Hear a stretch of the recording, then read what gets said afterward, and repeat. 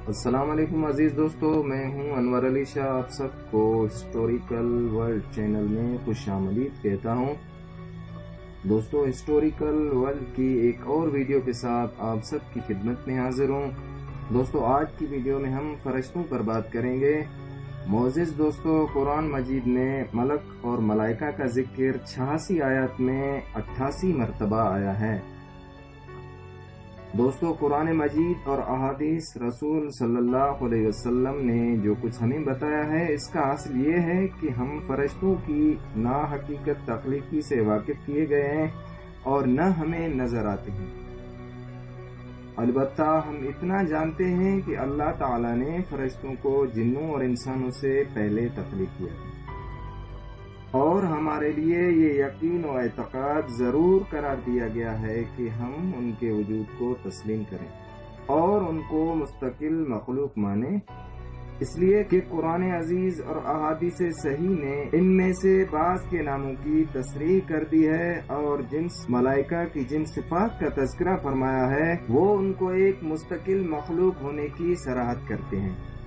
جیسا کہ اللہ تعالیٰ قرآن مجید کی کچھ آیات میں فرماتے ہیں، سورہ بقر کی آیت 97 تا 98 میں ارشاد باری تعالی ہے، قُلْ مَنْ كَانَ عَدُوًّا لِجِبْرِيلَ فَإِنَّهُ نَزَّلَهُ عَلَى قَلْبِكَ بِإِذْنِ اللَّهِ، تو کہہ دے جو کوئی دشمن ہو جبریل کا، سو اس نے تو اتارا ہے یہ کلام تیرے دل پر اللہ کے حکم سے۔ مَنْ كَانَ عَدُوًّا لِلَّهِ وَمَلَائِكَتِهِ وَرُسُلِهِ وَجِبْرِيلَ وَمِيكَالَ فَإِنَّ اللَّهَ عَدُوٌّ لِلْكَافِرِينَ، جو کوئی دشمن ہو اللہ کا اور اس کے فرشتوں کا اور اس کے پیغمبروں کا اور جبریل اور میکائیل کا، تو اللہ دشمن ہے ان کافروں کا۔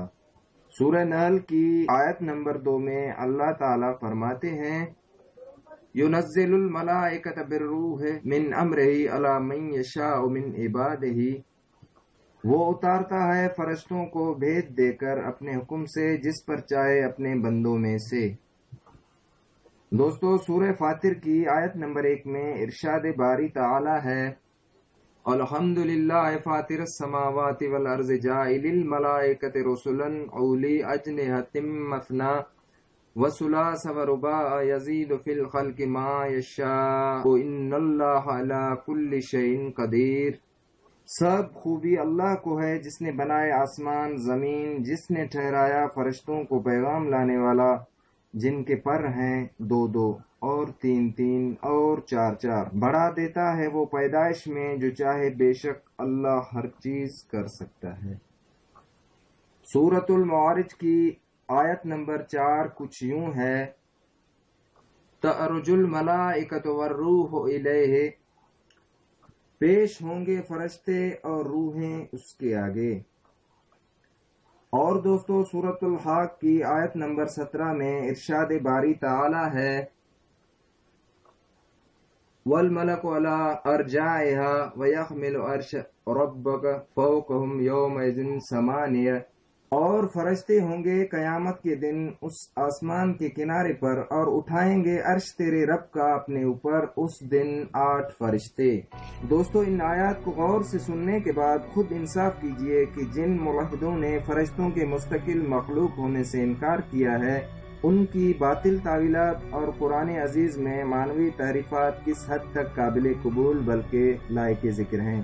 نیز احادیث اور قدیم آسمانی کتابوں توریت، زبور، انجیل میں بھی فرشتوں کا تذکرہ ہے اور ان کو مستقل مخلوق ہی بتایا گیا ہے۔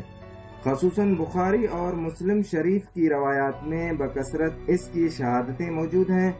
دوستو، یہ تھی ہماری آج کی ویڈیو، کیسی لگی اپنی رائے کا اظہار ضرور کیجیے گا اور ساتھ میں ہمارے چینل کو سبسکرائب کیجیے گا۔ ملتے ہیں آپ سے کسی اور ویڈیو میں، تب تک کے لیے اجازت، اللہ حافظ۔